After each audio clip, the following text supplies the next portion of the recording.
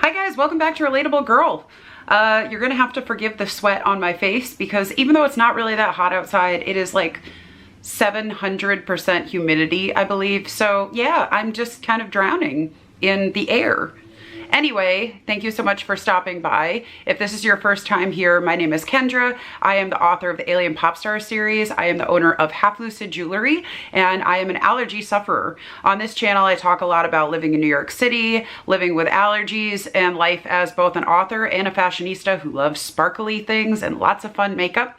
And if you haven't subscribed yet, you should do it right now. Subscribe. Come on. I'm going to be giving away fun stuff. I'm going to be talking about sci-fi movies and celebrity stories and allergies and makeup and all kinds of fun stuff. So go hit subscribe right now. Do it. Do it. Now, as a person who writes sci-fi, I enjoy sci-fi. And recently I have been rewatching some movies from the past. You know, ones that I've seen before, but not for a long time. And I had this idea to do Sci-Fi Rewind, which is where I'll be talking about older sci-fi movies, mostly ones that I've seen before and I'm viewing again, but I might sneak a couple in there that are new to me, but came out a long time ago and I just missed them for whatever reason. So today's movie we're going to be talking about is AI. So what happens when you mix Stanley Kubrick and Steven Spielberg? You end up with something like AI. AI starts off with a scene that I had completely forgotten even existed, where we have William Hurt talking about how, you know, we have robots for all these different things now, but wouldn't it be cool if we had a robot child that would love its parent forever? And it's a scene that I think is easy to forget just because despite the fact that it's setting the movie up for us, it feels sort of disconnected from the rest of the movie, which is tied so closely to our couple of main characters. The whole beginning part of the movie does, I feel like, happen in sort of like little leaps. You know, we meet the parents, we see that their son has been injured and he's in stasis, and then the father's bringing home this robot child and introducing him to the mother, and the mother doesn't want him, and then very soon after she just kind of falls in love with him because he makes a joke at the dinner table or whatever, and suddenly she's accepted this boy and she's starting to like him, and then it jumps forward and now the father and him sort of have a rivalry for her love and affection, and the father doesn't really like the robot boy anymore and kind of wants him to go away, and he wants to keep reminding his wife, like, this child is not real, don't forget, this is a robot. And the parents give the boy this teddy bear, and the teddy bear I feel like was really some incredible CGI considering when this came out. I mean, this movie came out in 2001, so that was quite a long time ago. This movie is almost 20 years old, and the bear I felt like looked very realistic, the way that it talked and moved. So anyway, you know, they've given him this toy to play with, and then all of a sudden you find out that the couple's human child is alive and is recovering and he's better, and suddenly he's at the house, and you know, there's like this typical rivalry between young boys, and it's just heightened by the fact that the little human boy is, first of all, kind of a jerk, but he's suspicious of something that to him feels like a toy. You know, he looks at the robot boy like a toy.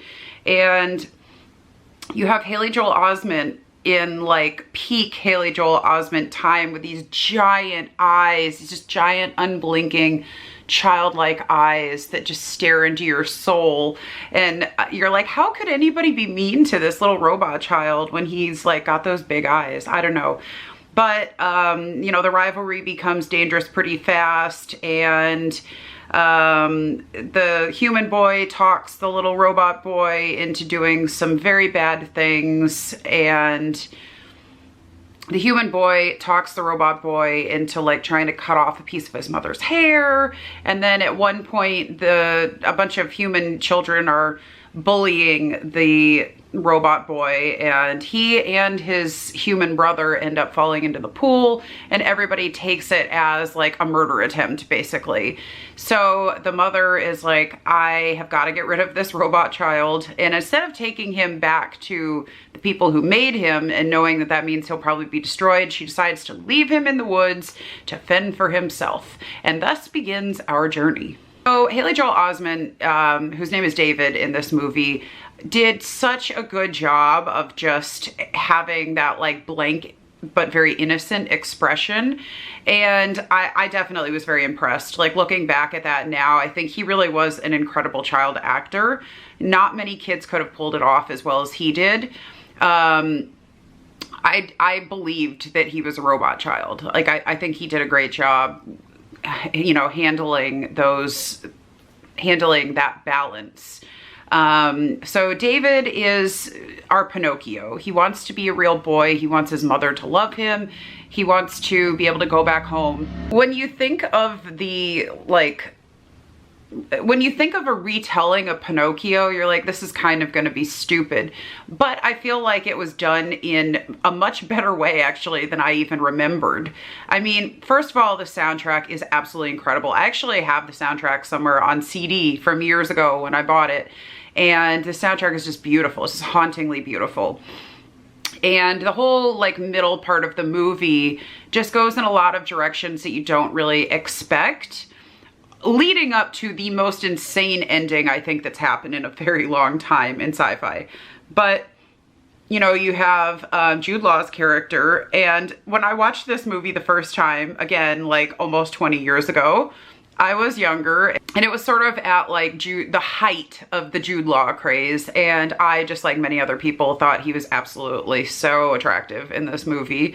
Like, looking back at it now, it's kind of funny to me. You know, he's a robot prostitute, basically. And there were definitely things that sort of went over my head when I saw it the first time. But here's this happy-go-lucky robot prostitute who just befriends this little boy, and they go on an adventure together. They're very unlikely friends. There was a small subplot with Jude Law's character that I felt wasn't necessary really at all. Like, he gets framed for a murder, and it's really, it didn't need to be done. We could have had the rest of the story happen exactly how it did, and we wouldn't have had to change anything. Like, that was like a very unnecessary 10-minute subplot in the movie, I felt like. So there were a few things they could have taken out that would have shortened the movie a little, made it a little tighter, and I think would have made it better. One of my favorite elements of the movie is this idea that humans round up these different robots and androids, and they're entertained by destroying them. They call it the flesh fair, and it's so disturbing. And I feel like telling of how humans are, that we've created these things, we've made them so much like us, but we hate them, and we are entertained by watching them get destroyed. I felt like that subplot was absolutely just fascinating. It was one of my favorite elements of the movie when I had seen it the first time, and when I saw it this time. It was heartbreaking. The performances were incredible. And there were some really like dark moments in the whole flesh fair scene that I thought were just really well done. And the cinematography of this movie was so beautiful, especially the scene where Jude Law is standing, like he's silhouetted. You can see the moon in the background, and then you realize that it's not the real moon, it's the flesh fair people coming. It's just an absolutely gorgeous shot. I think this movie in general is very underappreciated in the sci-fi crowd because it's actually quite an amazing movie. So after Jude Law and David team up, they go in search of the Blue Fairy, which is following along with that Pinocchio storyline, and R.I.P. Robin Williams. They find this like thing where they can ask questions. It's like a little, I don't know, it's a robot thing that you can ask questions from for money. And that was another part that, like, I get why they did it, but I think it could have been shorter, and I don't think it was 100% necessary, but I mean, you know, Robin Williams, So they get a little bit of a hint of where they need to go. They're told that they need to go to this place that's like basically beyond civilization. And we've gotten hints throughout the movie that climate change and other things have ruined massive parts of the world and that New York City is completely wiped away. So our heroes steal a police helicopter and fly out to New York City. And New York City is submerged underwater. There is a scene, well, a few scenes, but there are some scenes where they show the New York skyline, or what's left of it, you know, just like the tallest of the buildings that are left. And some of the last buildings left standing are the Twin Towers, which, I mean, this movie came out in 2001.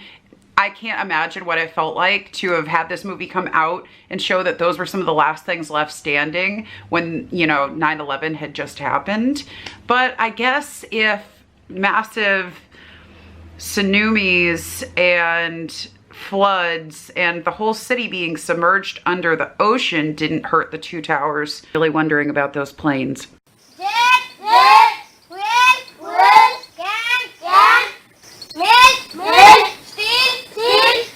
So anyway, our heroes are separated, and David finds out from the man who originally created him that there are many other Davids and that this man modeled him after his own son. Big surprise there. That's a pretty typical sci-fi thing, I feel like. And that there are going to be tons of Davids. And he's mad because he wanted to be the only David. You know, he wants to go back to his mom. He just wants to have his old life back. So he runs away and gets back into the police helicopter with his teddy bear and goes under the ocean. And then we take a very hard left turn. I remember when I saw this movie the first time, I was totally thrown off by the ending, and I was like almost annoyed just because at the time I had never seen a movie take such a weird turn. I mean, since then we've had other amazing movies that have had turns like that, like Sorry for Bothering You. But this was a very extreme turn to take, especially for a Steven Spielberg movie in 2001.